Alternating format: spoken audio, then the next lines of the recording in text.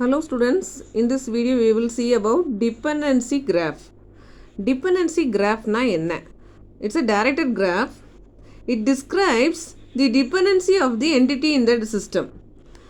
The dependency graph வந்து data analysis fieldல ரொம்ப யூஸ்ஃபுல்லாக இருக்குது. யூஸ்வலாக சொல்லணும்னா it visualizes relationship between multiple elements. ஈஸியாக visualize பண்ணி கொடுத்துருது. The dependency graph வந்து real world applicationsல யூஸ் ஆகுது, like project management, software network analysis, biological research, இந்த மாதிரி ஏரியாலெல்லாம் டிபெண்டன்சி கிராஃபுடைய யூஸ்ஃபுல்னஸ் இருக்குது. Now we will see its actual definitions.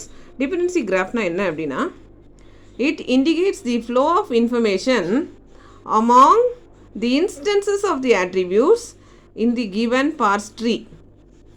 Flow of information indicate பண்ணுது. Second point, it basically helps to determine the evaluation order of the for the attributes. Evaluation order determine பண்ணுது. Third point, it prevents incorrect statement execution. ஓரளவுக்கு statement execution program flowல வந்து கரெக்டாக இருக்குதா அப்படின்னு check பண்ணிடுது. It have nodes or vertices and arrows.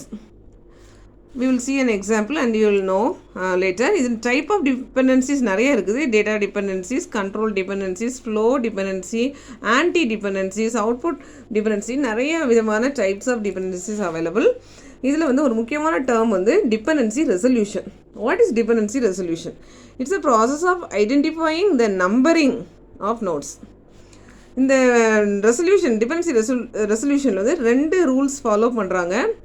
Each node has a unique number after resolution. ஒரு unique number போட்டுறாங்க. Second point, all dependencies have numbers lower than the node itself.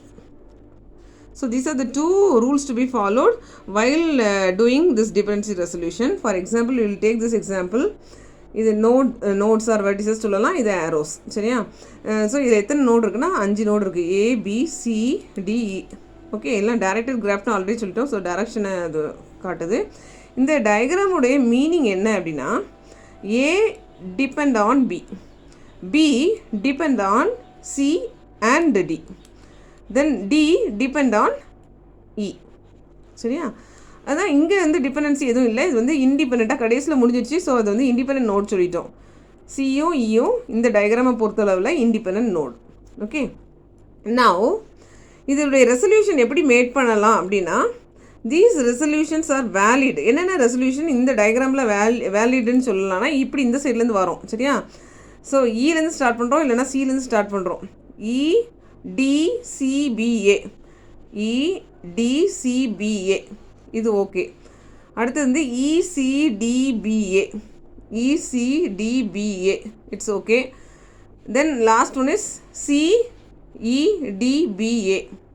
So இந்த மாதிரி cycle form ஆகாமல் ஏதாவது resolution இந்த கிராஃப்லேருந்து கிடச்சிச்சின்னா அதெல்லாம் valid. இப்போ for example இன்னொரு பாயிண்ட் பாருங்கள். If cyclic dependencies exist then resolution is not possible. அந்த மாதிரி கேஸில் வந்து லூப் அக்கர் ஆயிரும்னு சொல்கிறாங்க. ஃபார் எக்ஸாம்பிள் இந்த டயக்ராம் பாருங்கள். ஏபிசி இருக்குன்னு, ஏ வந்து depend on B, B depends on C, C depends on A. ஒன்றுக்கு ஒன்று டிபெண்ட் ஆகி இருக்கா? ஸோ இங்கே வந்து இண்டிபெண்ட் நோடே இல்லை. இண்டிபெண்ட் நோடு இல்லாத போது நம்மளுக்கு ரெசல்யூஷன் அக்கர் ஆகாது. ஸோ ஆட்டோமேட்டிக்காக நோ இண்டிபெண்ட் நோட்ஸ் ஹியர், அதனால் ரெசல்யூஷன் ஃபெயில்ஸ்.